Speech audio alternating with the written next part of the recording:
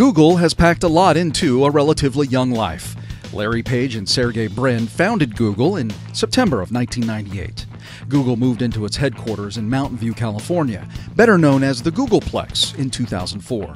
Today, Google has more than 70 offices in more than 40 countries around the globe.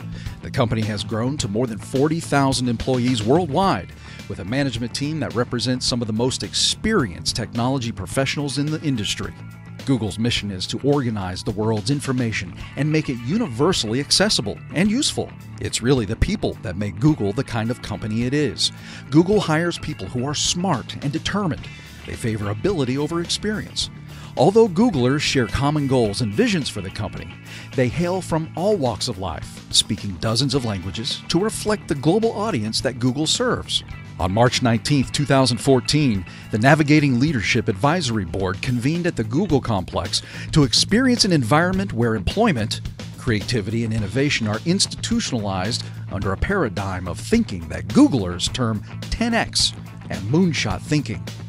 A 10% improvement means that you're doing the same thing as everybody else. You probably won't fail spectacularly, but you are guaranteed not to succeed wildly. 10X thinking requires rethinking problems, exploring what's technically possible, and having fun in the process. Since that day at the Google complex, 10X thinking was integrated into the framework of Navigating Leadership's approach. 5, 4, 3, 2, 1, fire!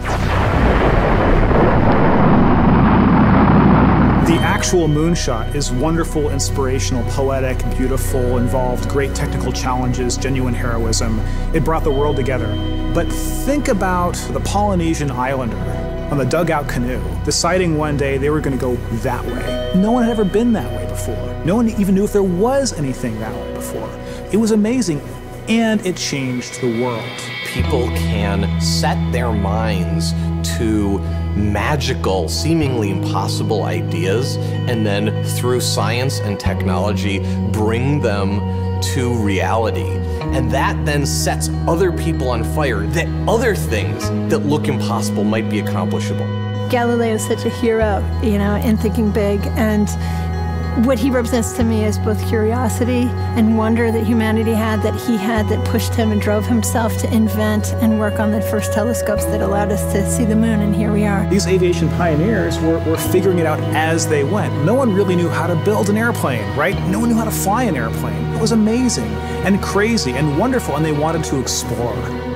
Many years ago, the great British explorer George Mallory, who was to die on Mount Everest, was asked why did he want to climb it. He said, because it is there. There's so many challenges in the world, and you could feel daunted by that, and sort of oppressed by that, or you kind of say, how might we think differently about this? Everyone else in the world is working on that next 10%. If you can be the one that delivers that 10 times improvement, you have a chance to really change things. If you want cars to run at 50 miles per gallon, fine, you can retool your car a little bit. But if I tell you it has to run on a gallon of gas for 500 miles, you have to start over. You need a lot of courage in this work, and you need a lot of persistence. One of the things that's really critical is not only having the courage to keep trying every day or thinking big, even if you don't really 100% believe it's possible, like you might think this might be possible, have the courage to try. That's how the greatest things have happened. You don't spend your time being bothered that you can't teleport from here to Japan, because there's a part of you that thinks it's impossible. Moonshot thinking is choosing to be bothered by that. We choose to go to the moon in this decade and do the other things, not because they are easy, but because they are hard. Humanity's progress has been a series of amazing, audacious things, from the very small and personal up to the great, big, and grand. And we are a species of moonshots. And to me, that's like the really amazing, poetic, and inspirational thing. I think our ambitions are a glass ceiling on what we can accomplish. When you find your passion, you're unstoppable. You can make amazing things happen. It's been true through all of history. I believe in the human spirit, and I believe that there are always going to be crazy people who will get out of bed one morning and say, you know what? I think I can build a space elevator, and let's go and do it. But I think that if we become afraid to take these great big risks, we stop inspiring people. We stop achieving things. And the biggest nightmare scenario is that we won't have what it takes to solve the really big challenges. when Kennedy said that we would put a man on the moon, it's about the fact that he said, we don't know how to do this yet, and we're gonna do it anyway. And that sends chills up everybody's spine. Because if that happens, what couldn't we do?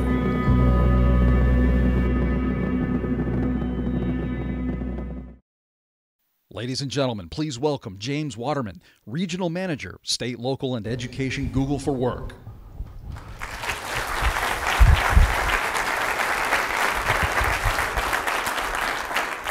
Every time I see that, I just love it. Really.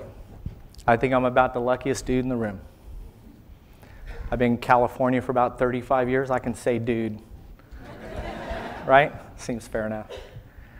You know, I'm here not only because I'm part of the Google team, but because I'm part of your team. I've been working with you guys for 30 years. 30 years I've been working with you guys through so many amazing changes, waves of innovation, technology. As I think back, it's inspiring almost to be here today, to be working for Google, and to be entering into a phase with you guys where we're about to make some 10x thinking a reality for the citizens of the state of California. It's very cool.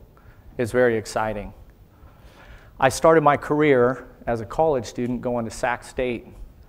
Many of the people that are in and around the industry today, I roomed with in college. I had a start in my career where I was wheeling IBM typewriters to the cabinet, and I was showing them how to type 100 characters, look at the characters on a screen before you hit print, and then watch those characters print out. For anybody, I mean, some of the younger people in here, you don't know what that means. For me as a student at that time, it meant I didn't need whiteout anymore. Honest to goodness, if you fat finger, horrible typer like me, I was going backwards and whiting out, and it was when I had my wheelwriter typewriter, I was the fastest guy to get my papers done in my group. In fact, all my friends came over and we did our papers together because we had some technology, and it was awesome. And when I say it was awesome, I mean it was awesome. That was a big change. Early in my career, I did a 10-day IBM Pro Hire training out in Atlanta, surrounded by amazing people. And what they instilled in us was this concept of being a trusted advisor. Everything that we did, we showed how we interacted with private and public sector, and at the end of the 10 days, it was, and the idea was always the people would say, I need to talk to my team and my trusted advisors. And at the end of that 10th day, the message and the cap of the training, and IBM has been an incredible company and survived so many waves of change because of the simple concept. Be a trusted advisor. Be a leader. And that was how my career got started. I had the benefit and the great pleasure of watching the PC get introduced to the marketplace. In fact, I saw PK Agrawal out there. Just the other day, I pulled out a recipe book that when I was about 20 years old was the Christmas party gift of everyone in the state and the IT community. It was an amazing time. I still remember this journey. I'm here because I'm one of you guys. When the mainframes started to exit and client server started to come in, I worked so closely with IBM and the state and the leaders, the thought leaders of the industry, to roll out welfare systems all around California, CWS. Moved with IBM out to Oklahoma. One of my greatest mentors of all time, Dicey Perry, and implemented the KIDS system out there. We went up to the state of Washington and did the same thing. Working with Deloitte, it was such an amazing time. And I'll never forget, I could have used Google Maps right then because my project managers for the Oklahoma project, they had to give directions to installation people, go to the 5th dirt road, take a right, at the big tree, take a left, and we got it done. We installed servers in bathrooms at that time. You wonder how some of these security requirements evolved over the years. I kid you not. There was no place to, in these field offices where the caseworkers worked and the people who needed help came, we put those servers in bathrooms. It's such an amazing thing to look back at all these years. Networking, when it came out, wow, the internet, Wi-Fi, all these things, each round of evolution had a major impact on everybody that did government, in fact, business. As the internet began to evolve, the consumer market started to take over. This is, you know, when you think about it, about 2 million searches a second. Who would have imagined not too long ago that you could go to a keyboard and type into a box and find the world's information at your fingertips? Your child competes in a race or a swim meet. The next day, type it up, boom, there's your stats. You want to learn about anything. The internet is there. And the amazing evolution in these waves and where we got to today, it's the cloud. The entire industry, Oracle, Microsoft, everybody is moving to the cloud. In fact, not just moving, but has in many ways already moved to the cloud. And it's your turn to do so. Let's talk about what cloud means and some of the things that are out there today that you might not even think about. Wow, this is cloud. This is the power of the cloud. How about Google Maps? I said this before and I'll say it again. Some of you have heard me say this, but I'll talk about my mom. I could not get her on a smartphone. I couldn't get her there. She didn't see value. She didn't understand. Till one day I said, Mom, you're going to take my smartphone and wherever you go, you're going to speak an address in there. It's going to tell you how to get there. And on your way back, you're going to speak an address and it's going to tell you how to get back. Right? The power of Google Maps, you have to understand that it's delivered by the cloud. Roughly a third of the world's data and information and network traffic goes through Google's data centers. It's search, it's maps. How about YouTube? The data and the statistics around these cloud offerings are amazing. How about 550 million Gmail users? How about 1 billion daily Android users? 1 billion. Crazy, amazing. How about 6 billion hours of YouTube video? 6 billion.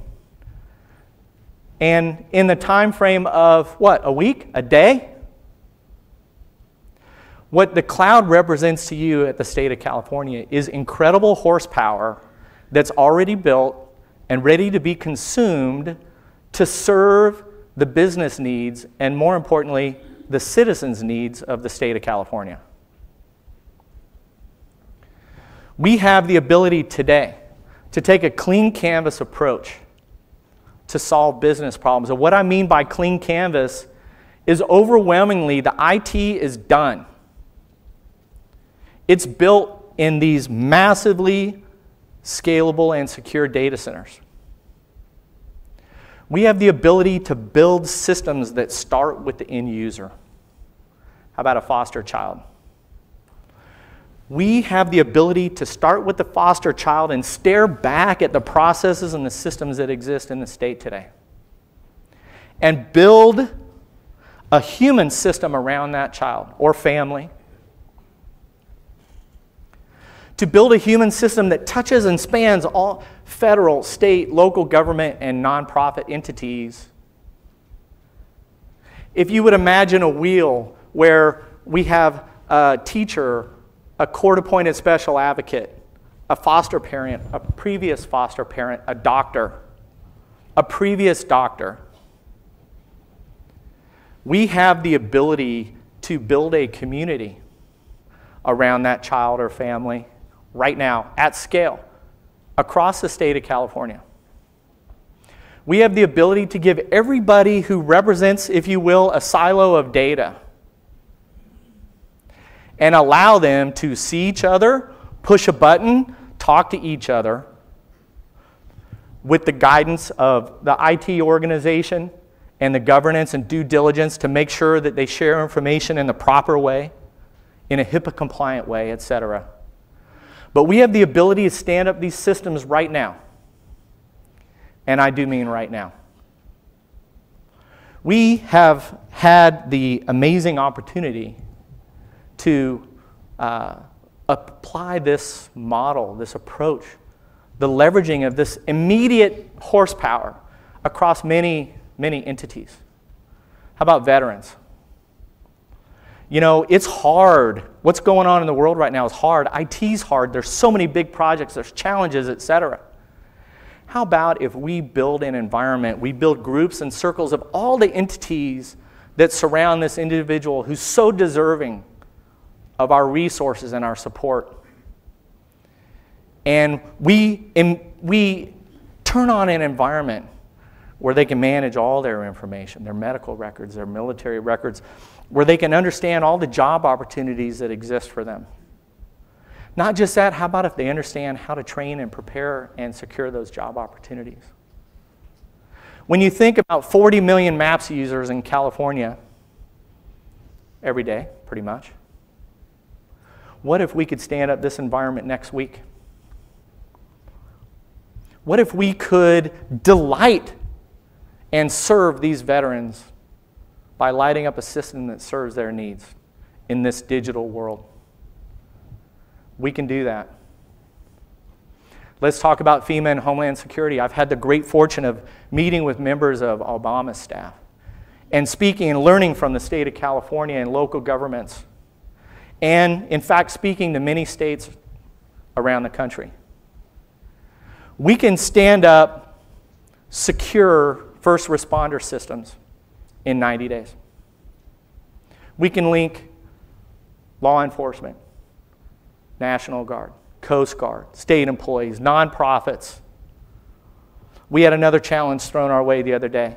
And by the way, we can do that now. We'll stand up 8 million across the country, active, secure profiles, environments for first responder communities to organize in real time and share information in real time. And we'll do it in very short order. We had a challenge the other day. If you think of the PSAPs across the state, 457, we were asked, could we, at the time of a disaster, could we activate 100,000 volunteers around an event or a site or around the state and prepare them and train them in the time of a disaster to light up on a map, to open and close tickets with them, to leverage modern technology to relieve the load of some of the PSAPs and 911 call centers. And the reality is we can do this, and we can do it now. We can do it right now. I flew down to LA and met with a number of people around the community. And they're thrilled and excited because you know what? When you think of some of this 10X thinking and the culture that we're talking about partnering with you and delivering in the state of California, it's a culture of recognizing the opportunity that exists today and being a leader and standing up and leading the charge on that opportunity. This is 10X thinking.